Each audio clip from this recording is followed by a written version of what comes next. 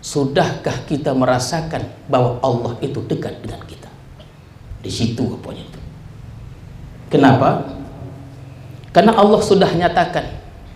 Maka yang dituntut dalam hikmah ke-214 ini adalah bagaimana kita bisa merasakan dekatnya Allah itu dengan kita. Kan Allah sudah sebutkan berulang kali bahwa aku sangat dekat dengan kamu. Sangat dekat sekali. Dan kedekatan Allah dengan kita lebih dekat dari segala yang dekat. Itulah Allah. Tapi apakah kita sudah merasakan? Kita tahu Allah itu dekat dengan kita, tapi sudahkah kita merasakan bahwa Allah itu dekat dengan kita? Inilah yang dituntut dari hikmah yang kita bahas pada malam ini, tuan-tuan sekalian.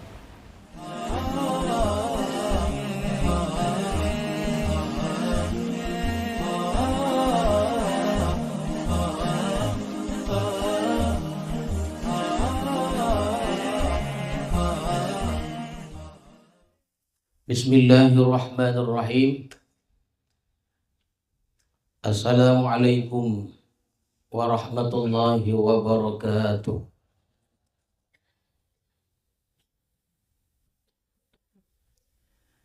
Alhamdulillah,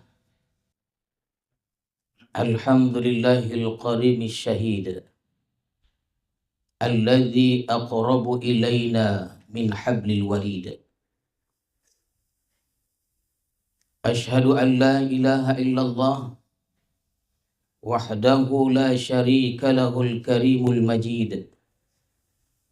Wa ashhadu anna sayyidana Muhammadan abduhu wa rasuluhu wa nabiyyuhul hamid. Allahumma salli wa sallim wa barik ala sayyidina wa maulana Muhammadin afdalil abid wa ala alihi wa ashabihi wa dhurriyyatihi wa atba'ihi ila yaumil wa'id. Amma ba'du.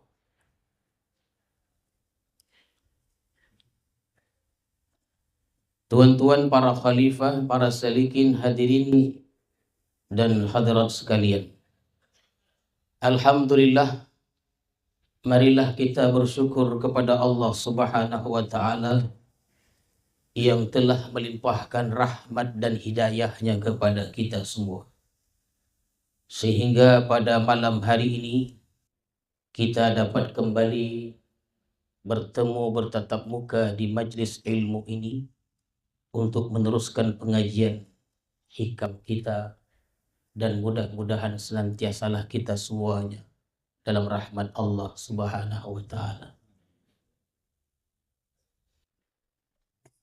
Salawat dan salam kita ucapkan dan kita sampaikan kepada Rasulullah sallallahu alaihi wasallam beserta keluarga, para sahabat dan para pengikut-pengikut beliau. Mudah-mudahan kita semuanya mendapat syafaat Rasulullah di hari kemudian nanti. Amin ya rabbal alamin. Al-hikmatur rabi'ah asyrah ba'dal mi'atis saniyah minal hikamil ata'iyah. Qala al-imam al-arif billah Ahmad ibnu Athaillah as-Sakandari rahimahullah wa nafa'ana bi'ulumihi wa asrari.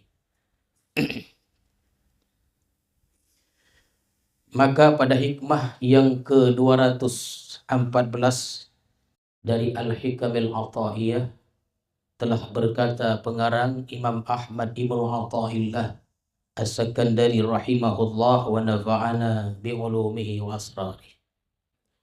Kata beliau,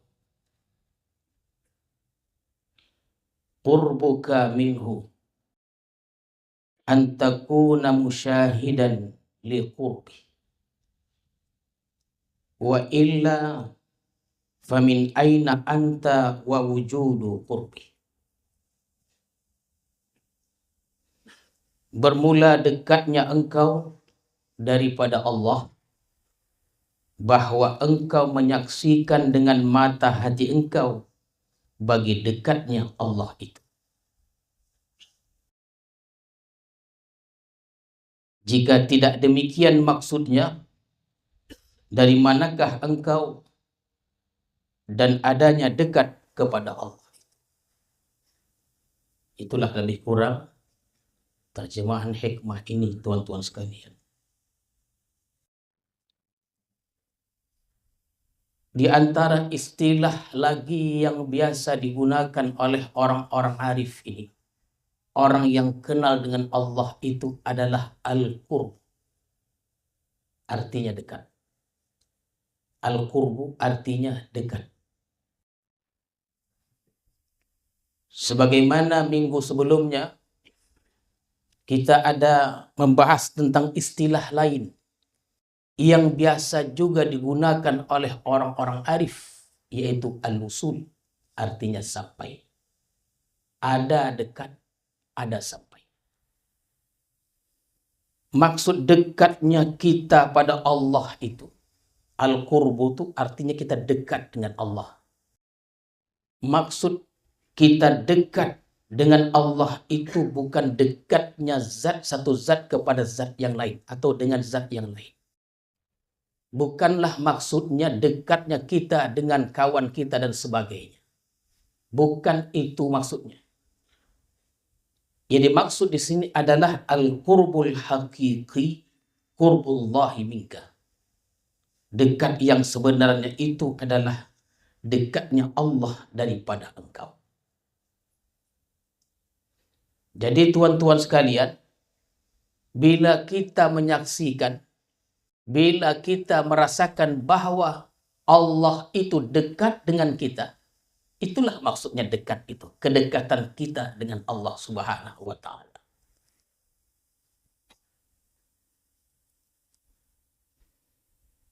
Qala Allah Ta'ala, wa idza sa'alaka ibadi anni fa inni qarib. Bila bertanya kepada engkau wahai Rasul, hamba-hambaku tentang aku, maka jawablah fa inni qarib, bahwa aku ini dekat, kata Allah. Wa qala ta'ala, wa nahnu aqrabu ilaihi minkum walakin la tubsirun. Bahwa kami sangat dekat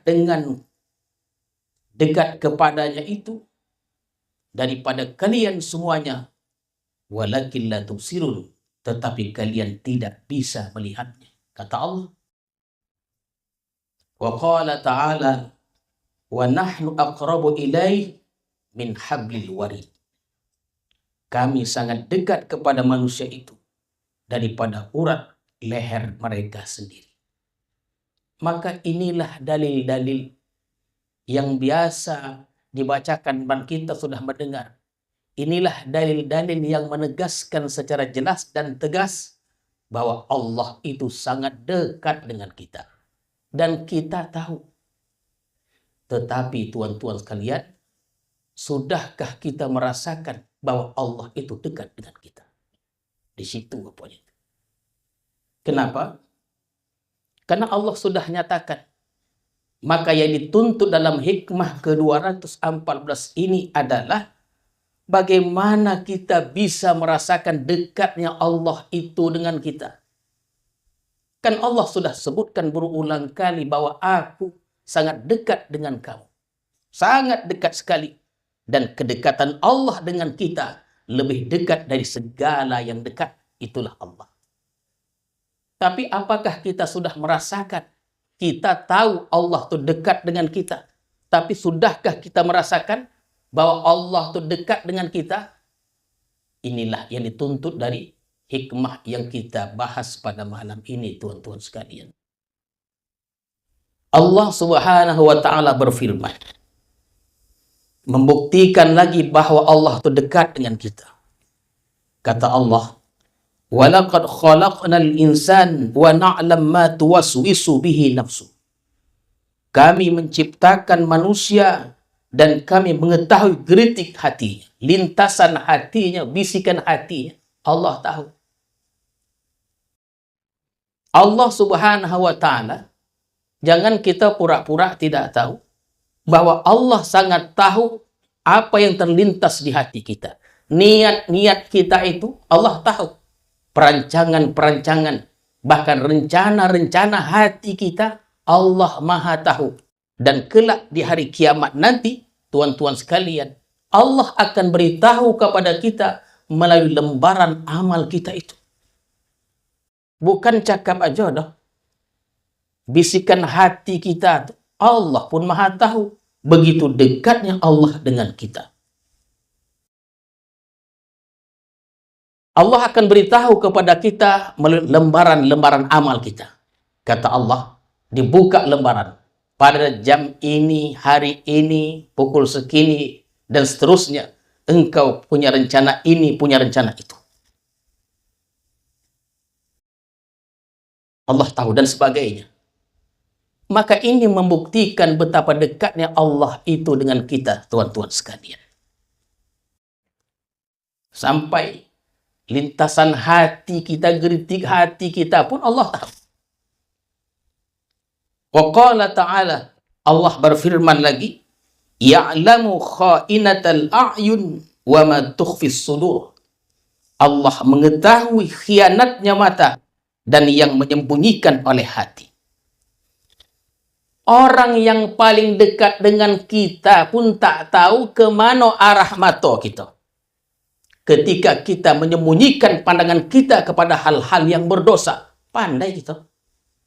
Oh, ligat mata tadi memandang. Ligat hal-hal yang tidak dibenarkan oleh agama, pandai kita menyimpannya. Bahkan orang yang paling dekat dengan kita pun tak tahu dengan kemana arah pandangan mata kita.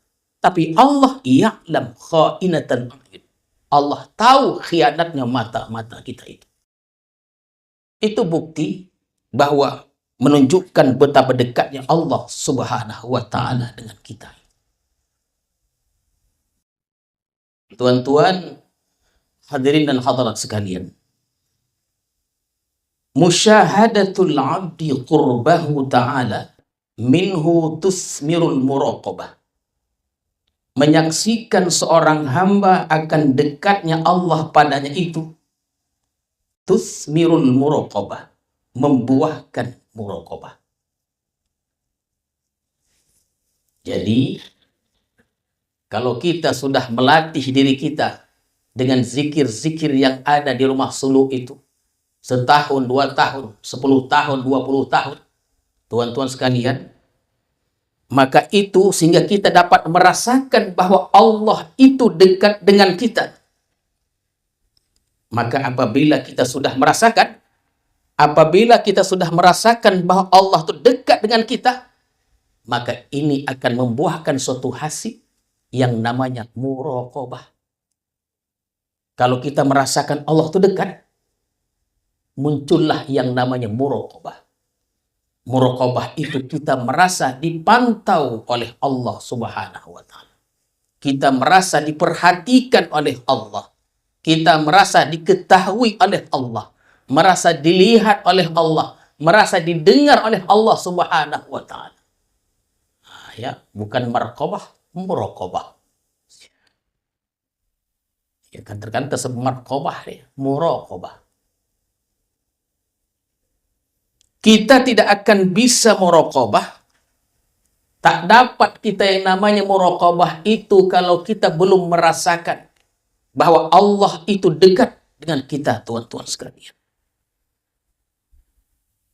Dan kalimat muraqabah ini selalu kita sebutkan.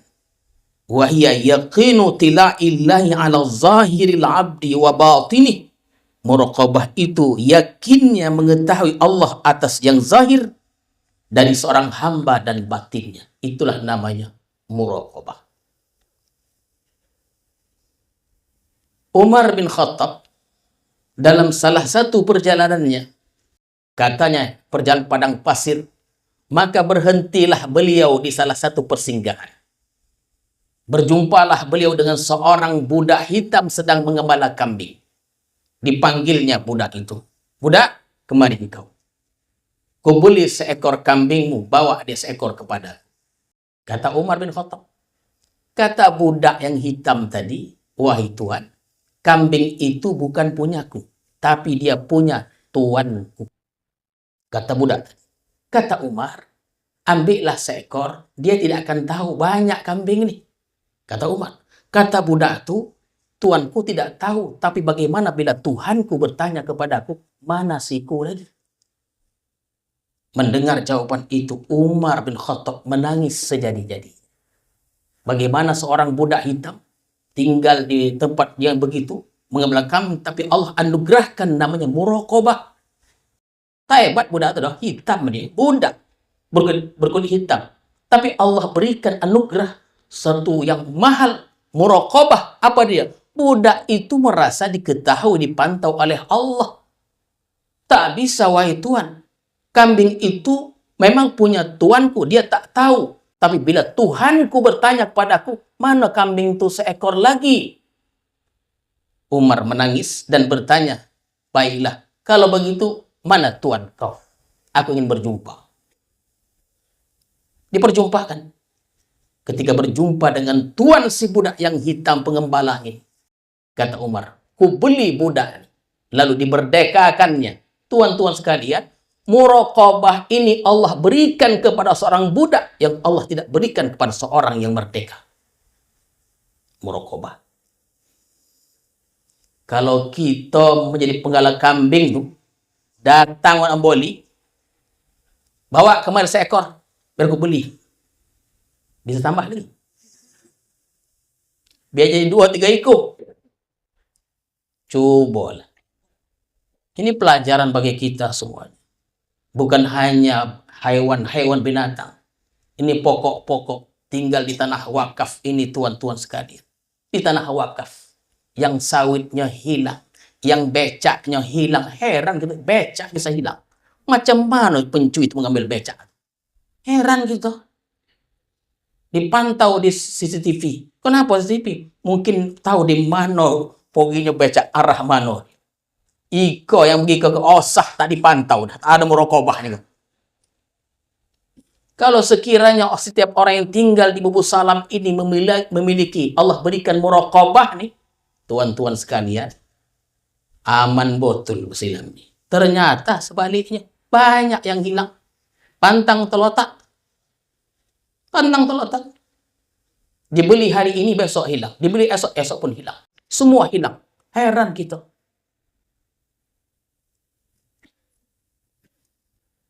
Nah, yang itu tuh cito itu osah dah, tak ada muraqabahnya tuh. Berseleo aja tak mengambil. Wah. Jadi macam mana doa kita? Kita sudah buatkan pengajian-pengajian. Hati ini tak boleh marah dia. Tak boleh. Kita maklum. Dia mencuri itu gerakan, digerakkan. Tapi secara syariatnya mesti kita kritik, kita hukum dia. Kenapa? Itu merupakan ikhtiar yang salah. Kan begitu. Ikhtiar salah itu mesti dihukum. Tak boleh dibiarkan dia. Tuan-tuan sekalian, maka dalam pasal sebelumnya kita ada membincangkan al-imam, maksudnya membicarakan tentang usul sampai. Sekarang kita membahas tentang dekat. Ada sampai, ada dekat. Maka manakah kedudukan, manakah yang paling tinggi di sisi Tuhan antara sampai dan dekat ini? Mana hebat sampai atau mana hebat dekat? Kan begitu dia. Semalam sampai, air kau dekat. Mana yang paling tinggi antara sampai dan dekat itu? Sebagaimana pembahasan sebelumnya kita sudah sebutkan bahwa sampai itu adalah, usul itu adalah kita merasakan bahwa segala yang kita tengok, segala yang kita lihat, segala yang kita dengar, yang kita rasakan fi'lullah, perbuatan Allah Subhanahu wa ta'ala. Kalau kita sudah sampai ke tahap ini, sampai kita menyaksikan, merasakan bahwa segala perbuatan di alam ini adalah perbuatan Allah, kita sudah termasuk al-wasilin, orang yang sampai kepada Allah. Tapi ini, i'tikad ini dalam hati, bukan untuk diucapkan. Kalau diucapkan, dia boleh jadi menjadi istihza billah, memperolok Allah Subhanahu wa ta'ala. Jadi, dalam hati kita begitu, dalam hati kita bahwa segala perbuatan ini adalah perbuatan Allah. Begitulah i'tikad kita. Hati-hati dalam mengucapkannya.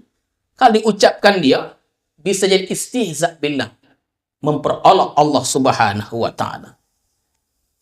Kalau kita mengatakan sesuatu, mengatakan ketika kita melihat perkara-perkara yang tidak elok, tuan-tuan sekalian, kita katakan itu ciptaan Tuhan.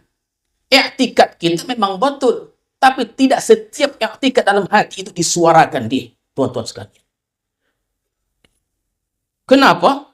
Kalau kita katakan suarakan itu fi'lullah, hal-hal yang kita tengok yang tidak baik, yang buruk-buruk itu perbuatan Allah, nanti jadi istihza, menghina Allah Subhanahu wa Ta'ala.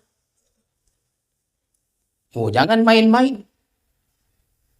Jadi bila kita sudah menyaksikan segala perbuatan di atas dunia ini, i'tikad kita itu fi'lullah, itu namanya kita masuk golongan wasilin, orang yang sampai kepada Allah Subhanahu wa Ta'ala. Tuan-tuan, saya ulang nih. Sampai itu orang yang menyaksikan bahwa segala perbuatan itu perbuatan Allah. Sedangkan dekat itu adalah orang yang merasakan bahwa Allah itu dekat dengan dia. Oleh karena itu, setiap yang dekat belum tentu sampai. Setiap yang sampai itu pasti dekat. Oleh karena itu, kedudukan sampai itu lebih tinggi martabatnya dari dekat. Jadi target kita ini, tuan-tuan sekalian, target kita adalah usul. Target utama kita itu adalah usul. Sampai kepada Allah, kita dapat merasakan segala perbuatan itu adalah perbuatan Allah Subhanahu wa Ta'ala. Dan orang tidak akan sampai pada usul itu setelah dia melalui dekat tadi. Nah, jadi tuan-tuan sekalian, target utama kita adalah usul. Sampai kepada Allah. Menyaksikan bahwa segala perbuatan itu perbuatan Allah. Walaupun usul ini pada tingkatan yang paling bawah. Sudah kita sebutkan. Kalaulah kita belum sampai kepada derajat musyahadah, menyaksikan fi'lullah, payah betul. Tuan-tuan sekalian, asyik berkombo aja, zikir tu. Tak sampai kita kepada usul tadi. Kita ambil yang di bawah, namanya menyaksikan kedekatan Allah dengan kita. Kalau tak sampai usul, paling tidak dapatlah qurbu tadi. Merasakan kita dekat dengan Allah. Bukan sekedar tahu dengan dalil-dalil yang sudah saya sampaikan tadi. Pengetahuan kita tahu bahwa Allah itu dekat dengan kita. Tapi yang lebih hebat lagi, kita merasakan Allah itu dekat dengan kita. Qala Rasulullah sallallahu alaihi wasallam, "U'budillah ka'annaka tarah, fa in lam takun tarah, fa innahu yaraka." Kata Rasulullah. Jadi Rasulullah menyampaikan kepada kita target yang utama nih. Target yang ingin kita capai. Hendaklah engkau menjadi hamba Allah yang selalu melihat Allah. U'budillah ka'annaka tarah. Hendaknya engkau menjadi hamba Allah yang selalu melihat Allah. Hendaklah engkau menjadi hamba Allah yang selalu menyaksikan dengan mata hati engkau, itu adalah fi'lullah, perbuatan Allah. Bisa menyaksikan bahwa itu perbuatan Allah Subhanahu wa Ta'ala. Musyahadah namanya, musyahadah. Ka'annaka tarah. Fa illam takun tarah, fa innahu yarak. Jika engkau belum sampai demikian, Allah yang melihat engkau. Kan begitu, tuan-tuan sekalian. Kalau belum sampai menyaksikan bahwa segala sesuatu itu fi'lullah, perbuatan Allah, maka paling tidak selalu merasa diawasi oleh Allah Subhanahu wa Ta'ala. Jadi muraqabah, sebenarnya muraqabah yang baik itu akan melahirkan musyahadah billah, melihat Allah dengan mata hati kita, bukan dengan mata kepala nih, tuan-tuan sekalian. Jadi hanya ada dua pilihan, usul dan qurb. Jadi target utama kita usul sampai, kalau tak sampai kita kepada demikian, paling tidak kita mencapai al-qurbu, dapat kita merasakan bahwa Allah itu dekat. Al-muraqabah tusmirul adab ma'allahi subhanahu wa ta'ala. Tuan-tuan sekalian, sedangkan muraqabah itu, kalau kita sudah bisa muraqabah tadi, ya, kita sudah bisa muraqabah, merasakan bahwa kita diawasi oleh Allah subhanahu wa ta'ala, maka ini akan menghasilkan adab beserta Allah. Muraqabah itu membuahkan adab beserta Allah subhanahu wa ta'ala. Al-muraqabatu tusmirul adab ma'allahi subhanahu wa ta'ala. Muraqabah itu membuahkan adab beserta Allah. Kalau kita sudah dapat muraqabah itu, tuan-tuan, yang selalu kita sebut hampir setiap subuh setelah kita sembahyang subuh itu, muraqabah. Muraqabah ini akan menghasilkan adab kepada Allah subhanahu wa ta'ala, baik adab secara batin ataupun secara zahir. Adab kepada Allah ini ada batinnya, ada zahirnya. Kenapa kita beradab dengan seseorang? Karena kita dilihat. Sedangkan kita sembahyang di tengah orang saja, bukan main rapinya sembahyang itu. Padahal sembahyang tak ada orang, tak cuma mana. Terdonga wang masuk ke masjid, oh ikut langkah wang, oh rapi sembahyang tadi. Togaknya elok, rukuknya elok, suara semakin sodap, bahkan bahu pun naik dia. Tuan-tuan sekalian, gitulah. Jadi kenapa kita beradab kepada seorang? Karena dia menengok kita, beradablah kita. Jadi muraqabah ini membuahkan adab. Wal adab ma'allah, bermula adab pada Allah itu kan ikhlas, seperti ikhlas. Nah, itu adab, tuan-tuan sekalian. Adab itu. Muraqabah ini menghasilkan ikhlas. Ikhlas ini dia kita ibadah itu semata-mata murni karena Allah. Ikhlas. Kita ibadah semata-mata murni karena Allah, bukan karena kepentingan diri kita. Tuan-tuan, itu ikhlas. Ikhlas level yang baik itu begitulah dia. Kita menceritakan ikhlas yang elok lah. Ikhlas yang elok itu adalah kita ibadah semata-mata murni karena Allah, bukan ibadah karena kepentingan pribadi kita. Apa contohnya? Beribadah kita mengharapkan surga. Itu kan kepentingan kita. Mengharapkan pahala. Itu kan kepentingan kita. Mengharapkan kesehatan, panjang umur, kaya, murah rezeki. Itu kan kepentingan kita. Padahal dalam sembahyang kita selalu kita sebutkan lillahi ta'ala. Mana lillahnya? Sudah bergeser dia. Laqad kadzabta fi qaulika lillahi ta'ala. Engkau telah berdusta pada perkataanmu lillahi ta'ala. Jadi muraqabah ini menghasilkan ikhlas. Oh, pastilah ikhlas. Kenapa? Ikhlas ini kan perkara batin hati. Allah tahu mana yang ikhlas, mana yang tidak. Muraqabah itu kan merasa dipantau, diketahui. Oh, tak mau dia tidak ikhlas. Kenapa? Kalau dia tidak ikhlas, Allah tahu. Maka dia ikhlas. Dari hasil muraqabah tadi.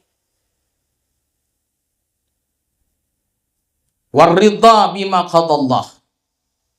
Yang lain lagi ridha dengan apa yang ditentukan oleh Allah subhanahu wa ta'ala. Menerima dengan perasaan senang hati. Ya, tuan-tuan sekalian, dengan segala yang ditentukan oleh Allah subhanahu wa ta'ala. Selalu orang datang kepada kenosah ini. Tapi kita tengok dulu orangnya, kita dengar dulu kisahnya. Tidak semua kita sampaikan. Koci hati nanti marah deh. Kita dengar dulu. Macam mana level cara dia bertanya, cara menyampaikan. Fahamlah kita macam mana cara kita meresponnya. Terkadang kita katakan perkara-perkara yang tidak kita sukai. Kesedihan, kekecewaan. Yang kita terima selama ini setahun, 2 tahun. Itu merupakan pemberian terbaik dari Allah subhanahu wa ta'ala. Kan selalu kita katakan manusia ini dia tidak suka miskin. Dia tidak suka sakit hina. Tapi perkara-perkara itulah yang justru menyelamatkan dirinya di sisi Tuhan. Semua kita ingin kaya, ingin sehat, ingin terkenal. Padahal perkara-perkara sebutkan ini membahayakan diri kita di sisi Tuhan Allah Subhanahu wa Ta'ala. Kita sampaikan itu.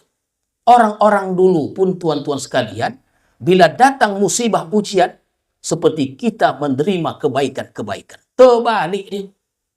Hari raya mereka itu bila mereka ditimpa ujian, itulah hari raya mereka. Kita ini hari raya dua aja. Hari raya Fitri dan kurban. Ada lain lagi dah. Kalau orang-orang arif ini ditimpa sakit dia, itulah hari rayanya. Oh, saya tengok orang ini dulu. Tak begitu saya menyampaikannya. Koci hati ini. Waridha bima qadallah. Senang hati dengan segala ditentukan oleh Allah Subhanahu wa Ta'ala. Dan ridha ini merupakan kedudukan yang tinggi, Tuhan. Orang yang tak beradab kepada Allah takkan bisa ridha, tuan-tuan sekalian. Tak akan bisa dari ridha itu. Karena kedudukan ridha, kedudukan yang sangat tinggi. Apalagi wa husnudzan, selalu berbaik sangka dengan Allah Subhanahu wa Ta'ala. Ini adab ma'allah, adab beserta Allah juga. Adapun maksud berbaik sangka pada Allah itu meyakini segala sesuatu diciptakan Allah. Allah adalah baik belaka. Allah takdirkan kita taat untuk kebaikan. Bahkan Allah takdirkan kita berbuat maksiat untuk kebaikan kita. Supaya kita merasa insaf kita, merasa hina dan melahirkan taubat kepada Allah. Dan Allah sangat suka kepada orang yang bertaubat. Jadi tuan-tuan sekalian, ini bagian adab pada Allah Subhanahu wa Ta'ala. Yang lain lagi bagian adab yang batin, ikhlas, ridha, yakin dengan janji-janji Allah. Kata Allah, jika engkau buat begini, jika engkau buat begitu, engkau akan dibalas dengan ini dan itu. Maka janji-janji itu kita yakin dengan seyakin-yakin dengan Allah Subhanahu wa Ta'ala tanpa ada ragu sedikit pun, tuan-tuan sekalian. Malu pada Allah, adab juga itu. Mengutamakan Allah atas yang lainnya. Mencintai apa yang dicintai oleh Allah Subhanahu wa Ta'ala dan membenci segala apa yang dibenci oleh Allah Subhanahu wa Ta'ala. Itu termasuk adab beserta Allah. Itu contoh adab-adab yang batin. Muraqabah ini dia melahirkan adab tadi. Sedangkan adab yang zahir, tuan-tuan sekalian, lahir juga dia. Contohnya, kamubadaratil imtithal. Artinya, seperti segera menjunjung perintah Allah. Bila Allah menyuruh ini, dia pun cepat. Dia pun segera. Bila azan sudah dikumandangkan, dia pun segera ke nosah, dia pun segera ke masjid. Termasuk qomat juga. Termasuk qomat juga. Oh, kita maklum. Kalau ada orang qomat, masih duduk-duduk di sini lagi dia, inginlah di belakang tak apa. Duduk di balik tiang dia. Udah habis qomat tuh, itu golap loh. Habis qomat tuh, baru dia maju. Oh, kenapa? Saya Tuhan kalau sembahyang paling belakang khusyuk saya Tuhan. Iya pula. Bantailah kalau begitu. Saya kalau di belakang nih Tuhan khusyuk, lahir khusyuk saya. Nanti kalau saya Tuhan sembahyang di depan, muncul sombong saya Tuhan. Oh iya pula. Ya tidak. Wajtinabin nawahi. Segera menjauhi larangan Allah Subhanahu wa Ta'ala. Bila mendengar firman Allah, hadis, jangan melakukan ini, maka segera ditinggalkan, tuan-tuan sekalian. Dulu ketika turun larangan minuman khamar untuk ketiga kalinya, itu seronok kali, luar biasa pembahasan itu. Ketika turun ayat tentang larangan minuman khamar untuk ketiga kalinya, ada yang sedang menuak, ada yang sedang mengangkut, ada yang sedang menunggu, ada yang sudah telek, Botol tuh sudah ada dia. Sudah di bibirnya, tinggal diminumnya. Terdengar, sudah turun firman Allah, dilarang minum khamar. Sahabat-sahabat nih, tuan-tuan, menyampakkan semuanya. Dicampakkan semuanya. Luar biasa. Kita dah terlotak sih dah, dilarang, tanggung kan. Habis satu gelas. Tanggung sedikit apa tuh, habis satu gelas. Jadi tidak berpikir panjang, ada larangan, ditinggalkan langsung. Itu adab yang zahir, tuan-tuan sekalian. Adab yang zahir. Wa hifzil jawarih amma nahallahu ta'ala anhu. Menjaga anggota-anggota tubuh dari yang dilarang, terutama lisan. Ini adab yang zahir, tuan-tuan sekalian. Ya, saya ulang, wa hifzil jawarih amma nahallahu ta'ala anhu. Menjaga anggota-anggota tubuh dari yang dilarang, terutama lisan. Terkadang benar menurut hati. Nah, tuan-tuan, kodongai lo. Terkadang benar menurut hati. Belum tentu benar cocok untuk diucapkan yang benar itu.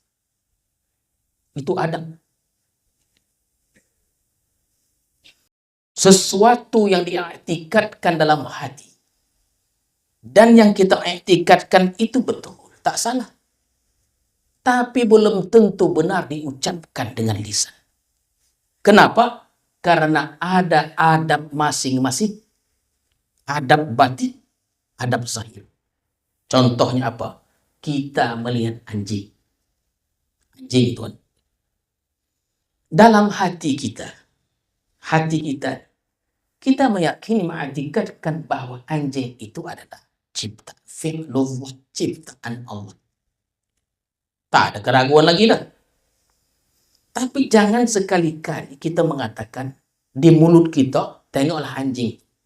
Ya. Atau ketika ada orang bertanya, siapa yang menciptakan anjing kok? Tengok tuan-tuan. I'tikad kita anjing itu fi'lullah, ciptaan Allah. Betul dalam hati. Jangan kita ucapkan. Jadi Tuhan, kalau ada orang bertanya, Tuhan, anjing kok ciptaan siapa? Macam mana cara menjawabnya? Segala binatang yang melata itu ciptaan Allah. Jawabnya begitu. Seluruh binatang yang melata itu ciptaan Allah. Itu beradab kepada Allah. Ada kotoran kambing. Takut kita menciptakan, ya. Ilmu disampaikan juga. Dalam hati kita, kalau bahasa bersilam ini, kambing itu terbeak. Keluarlah dia. Nampak gitu. Dalam hati kita, najis kambing itu ciptaan Allah. Tapi bisa tidak. Memang begitu dia. Cuman jangan diucapkan. Kalau orang tanya pada kita, tuan-tuan sekalian, Tuan, ini najis kambing ini ciptaan siapa nih? Beak, kok kata Muslim, beak kambing ini ciptaan siapa? Jawabannya, kambing itu adalah ciptaan Allah. Begitu dia. Kan begitu dia. Kalau kambing sudah ciptaan Allah, buang najis dia, itu artinya takkan kambing dia buang najis hasilnya beak lembu. Tak mungkin gitu. Yang terakhir, tuan-tuan sekalian, kata Nabi Ibrahim, "Fa'idza maridtu fahuwa yashfi." Bila aku sakit, dia menyembuhkannya. Bila aku sakit, tidaklah Nabi Ibrahim itu yang Allah firmankan Quran, setelah aku disakitkan Tuhan, itu tak beradab deh. Kita hati-hati. Beliau menyatakan yang penuh beradab, fa'idza maridtu, bila aku sakit, tak disandarkannya kepada Allah, tapi disandarkannya fahuwa yashfin, dia yang menyembuhkannya. Yang elok-elok sandarkan pada Allah, yang tak elok sandarkan pada diri kita. Bahkan Nabi Ayub dengan segala penyakitnya itu, tuan-tuan sekalian, Nabi Ayub alaihissalam Saya takut dengan Khalifah Malik ke. Ganti saya dulu. Nabi Ayub alaihissalam, fa inni anni massani dhur. Aku telah disentuh oleh sakit. Disentuh. Fa anta arhamur rahimin. Begitulah para nabi itu beradab kepada Allah Subhanahu wa taala. Mudah-mudahan tuan-tuan sekalian, Allah anugerahi kita muraqabah. Kita merasa dekat dengan Allah Subhanahu wa taala sampai ke tahap yang paling tinggi, usul sampai kepada Allah Subhanahu wa taala, dan kita beradab kepada Allah baik secara batin maupun zahir. A'udzubillahi minasyaitonir rajim. Bismillahirrahmanirrahim. Alhamdulillahirabbil alamin wassalatu wassalamu ala asyrafil mursalin wa ala alihi wa sahbihi ajma'in. Allahumma zidna ilman warzuqna fahman walhiqna bis-salihin. Allahumma ij'al jam'ana hadza jam'an marhuma wa tafarruqan ba'di tafarruqan ma'suma. Wa sallallahu ala sayyidina Muhammadin wa ala alihi wa sahbihi ajma'in. Walhamdulillahi rabbil alamin. Assalamualaikum warahmatullahi wabarakatuh.